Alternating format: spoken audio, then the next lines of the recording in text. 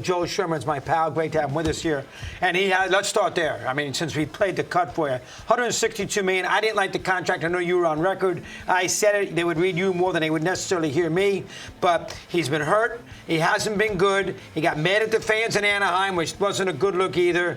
They're never going to tell you this. They could use a mulligan here on this signing with Rodón. What's your take with that first? Yeah, when they signed him, Chris, I think I wrote that there's a good chance this is going to turn out to be the left-handed A.J. Burnett, a guy who had a lot of injury history going into it. There were real questions about if his temperament would play in New York. And sure enough, now let's give Burnett credit. In the postseason that year, they don't win the World Series Game 2 in 2009 without Burnett. We'll see if this guy can help them if they ever got to the postseason. But look, coming out of the playoffs last year, they got swept in 4 games. They scored 9 runs. They hit about $150. I don't know how you left that and said the big money needs to be spent on a starter. Now, they did that because they thought, when we play Houston in the playoffs, pretty arrogant to think you'll play Houston again, but if we play Houston in the playoffs, we'll have Carlos Rodón to match up against them. Well, that made yesterday even worse because this was his chance to show something against Houston, and he didn't show it. And I think the Yankees here had these 10 games. They lose 2 out of 3 in Baltimore. They get bombed in the 3rd game. They lose 2 out of 3 to Tampa. They need to win the 3rd game to salvage it. And I do agree with Rodón. Yeah, they need to win that game yesterday. They need to win this series. They had beaten Verlander on Saturday, and they only get a split. Sooner or later, we're going to have to say the Yankees aren't going to make the playoffs. I know we're all waiting because we've seen this 1,000 times. Yankees go on one of those 35-10 runs, make the postseason, and away we go. Maybe this year they're not going to fire. We're at that point now. You can make that very definitive statement and have some truth behind it. Yeah, well, I would just ask this question. They're going to have to beat out whoever the runner-up is in Houston, Texas. Let's say it's Houston. They're going to have to beat out Tampa Bay and Toronto. One of those 3, they've got to play better than the rest of the year. Probably Toronto, which has like 4-game lead on them, 4.5-game lead on them. Are they better for a quarter of a season, whatever we have left, 4.5 games than Toronto to make it up? Now, you and I have been around long enough. The season that I think about a lot is 95. They never fire. And great September. Then they went like 21-5 in September. It's hard to do it if you don't. They don't get anything consistent really, except for usually good bullpen. Their offense isn't consistent. Their starting pitching. Think about this, Chris. Their offseason plan with the rotation is Cole, Montas, Cortez, Severino, Rodón. They've gotten 31 starts out of the 4 guys I mentioned, not named Cole. 0 from Montas, and not very good from the 3 other guys. It was encouraging the other day what Cortez did. 4 innings, Let's see what he does after that. But Severino and Rodón have been 2 of the worst pitchers in the sport this year.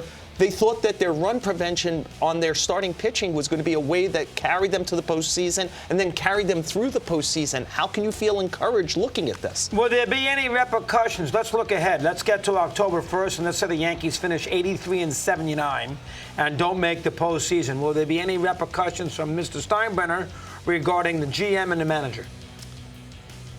Chris, I think we know that the owner of this team has a great deal of fondness and respect for both of those people and would prefer not to do it.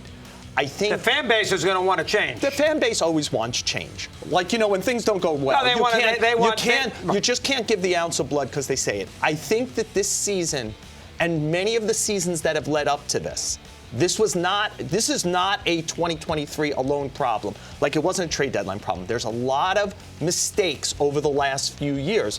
Rodón, Montas, right, to name 2, not getting more athletic, being too right-handed.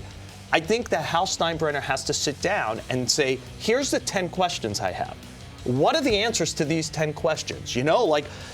I'll get really nuanced. We've got a base running guru. Like, why is our stolen base percentage lower than last year when we've got bigger bases and fewer throwovers? Like, what is that? What's up with our injuries? We changed all the protocols. Who's paying attention to Rizzo? Yeah.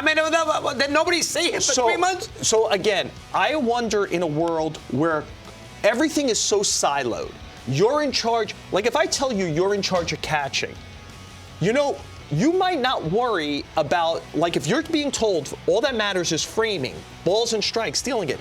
Are you worried about a wild pitch with a runner on third in the 8th inning in a 3-3 game? Like, we've siloed everything, and that puts more pressure on someone like Brian Cashman, who's in charge, to make sure that everyone understands that the goal here is to win games and win the season. And I feel like everyone's in these little compartments and nobody's looking at the big picture. That's a fair point. Quality control. To me, it feels like there needs to be a quality control coach. Chris, I hate to jump it, but you showed just then the Stanton play.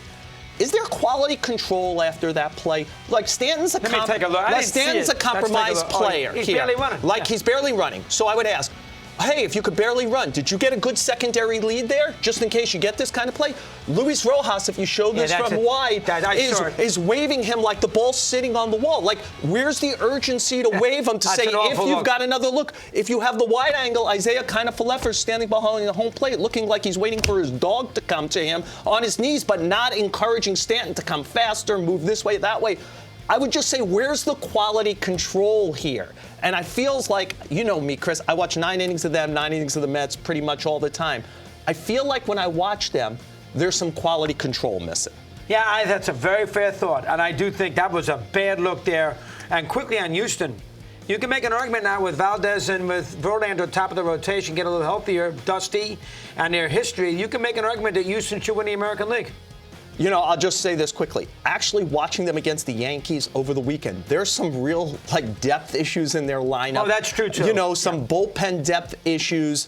What's Verlander the rest of the way? Having said that, they're the closest thing to the dynasty Yankees in just the ability, they know how to win.